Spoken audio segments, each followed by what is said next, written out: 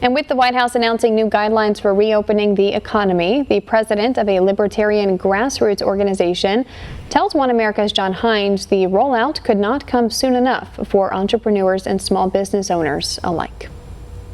I think that FreedomWorks has begun to speak out on this need, I think you would say, to get America back to work. Correct. What have you been doing? So the first thing is COVID is a unique problem that we've ever dealt with. It doesn't fit neatly into any ideological or political boxes right now.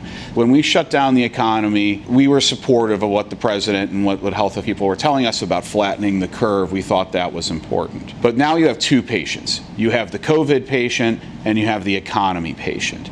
And my great fear, as I read this morning in my home state of Ohio, 10% of restaurants, they're planning to not reopen. That is of today, and that number is going to continue to grow. I saw terrible numbers that if this shutdown continues nationally through June, 20% of small businesses will close. If it continues through July, up to 50%, I think it was 45% of small businesses are in danger of shutting their doors forever.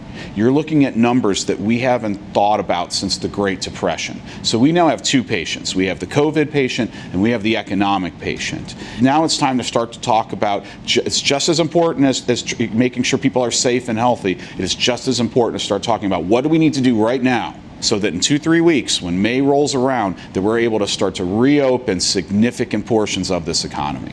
What have you been finding? You've been doing some surveys, you've been talking to your members. Correct. What have you been finding from your members? So we've got millions of folks in our network. So we feel that it's a great network to reach out to see how this is impacting them.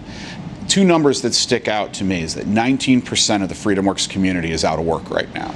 19%. 19%. And then approximately another 25% have seen their hours reduced dramatically. So that's nearly half of the entire community that I represent, nearly half, is being put under some sort of severe financial strain. Also, I think you did some survey of your members with regard to their thoughts about the quarantine, about the stay-at-home rules versus people getting back to work. What did you find out there? Well, the majority of the people that we're starting to talk to, like, they understood in the first few weeks while the pandemic was breaking out that it was important to shelter in place. But now you have your homemade mask. Now you have learned to adjust your lifestyle a little bit. Now you're going to the grocery store and there's only 50 people allowed into the grocery store. What they're looking for in all the calls and surveys that we're doing is they want to see some loosening of these restrictions. They're not saying let's go throw it open and pretend this disease doesn't exist. But what they're saying is if 50 people can go into a supermarket at once, why can't 2 or 3 people go into the record store at once? Why can't you start having similar restrictions lifted so that not that the doors are wide open, but that at least we can start cracking these doors open for small business? A lot of our members either run or work in small business, and the big fear that I'm also hearing is that we're going to leave this and have Walmart, Amazon, and maybe Costco as the only retailers in the United States. We have got to start letting some of these small businesses, they have to be safe. We have to follow new precautions and learn from the big businesses how they stay open. But what we're hearing from our membership is they support a safe, gradual lifting of these restrictions starting in May. The president, of course, has been moving in the direction that you're talking about. He's been saying we need to get the country back to work now.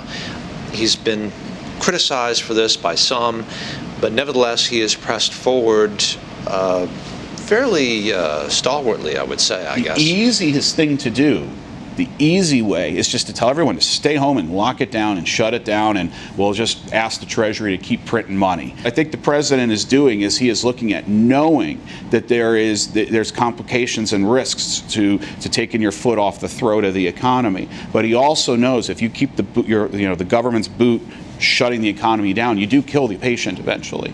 And I think he's thinking beyond his presidency, beyond his legacy. He's wondering, what does the country look like in 20, 30, 40 years if we get this wrong? The recovery and the opening up of the economy is going to define at least the next 40 years in the United States. And I think he knows that. Adam Brandon, president of the grassroots libertarian activist network FreedomWorks, thank you for talking to us on One America News. Thanks for having me. Want to see more videos like this? Click on the link below and subscribe to One America News on YouTube. and call your cable provider and kindly demand that One American News is added to your lineup. Call and subscribe today.